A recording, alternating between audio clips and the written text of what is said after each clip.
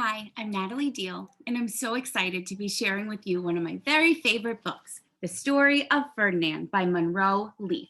And I'm reading this to you today with permission from the publisher Grosset and Dunlap. Here we go. Once upon a time in Spain,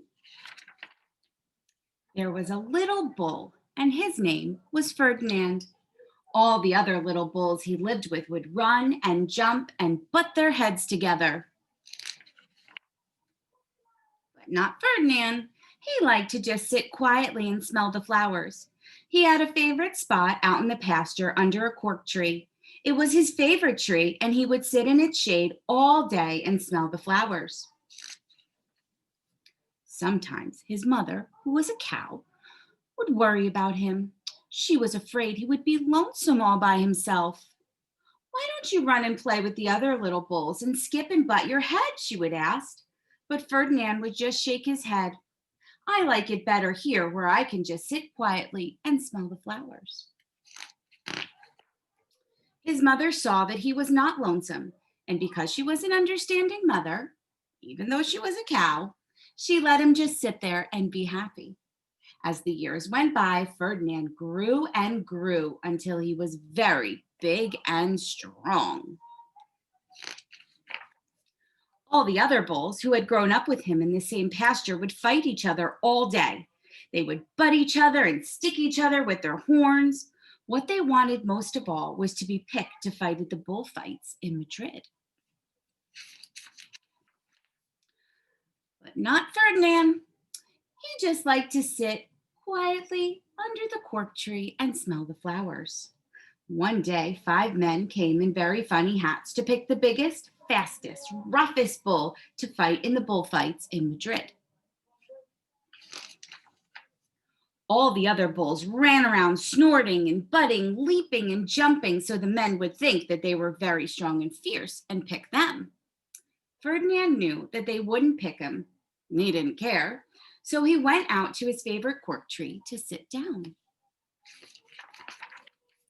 He didn't look where he was sitting, and instead of sitting on the nice cool grass in the shade, he sat on a bumblebee. Well, if you were a bumblebee and a bull sat on you, what would you do? You would sting him. And that is just what this bee did to Ferdinand.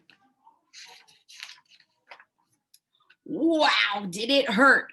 Ferdinand jumped up with a snort. He ran around puffing and snorting, butting and pawing the ground as if he were crazy. The 5 men saw him and they all shouted with joy. Here was the largest and fiercest bull of all, just the one for the bullfights in Madrid. So they took him away for the bullfight day in a cart.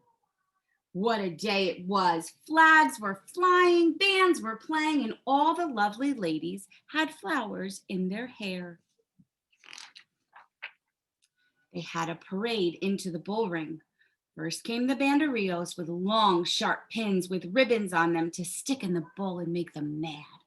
Next came the picadors who rode skinny horses, and they had long spears to stick in the bull to make him madder. Then came the matador, the proudest of all. He thought he was very handsome and bowed to the ladies. He had a red cape and a sword and was supposed to stick the bull last of all. Then came the bull, and you know who that was, don't you? Ferdinand. They called him Ferdinand the Fierce, and all the banderillos were afraid of him, and the picadors were afraid of him, and the matador was scared stiff. Ferdinand ran to the middle of the ring, and everyone shouted and clapped because they thought he was going to fight fiercely and butt and snort and stick his horns around. But not Ferdinand. When he got to the middle of the ring, he saw the flowers in all the lovely ladies' hair, and he just sat down quietly and smelled. He wouldn't fight and be fierce no matter what they did. He just sat and smelled. And the banderillos were mad, and the picadors were madder.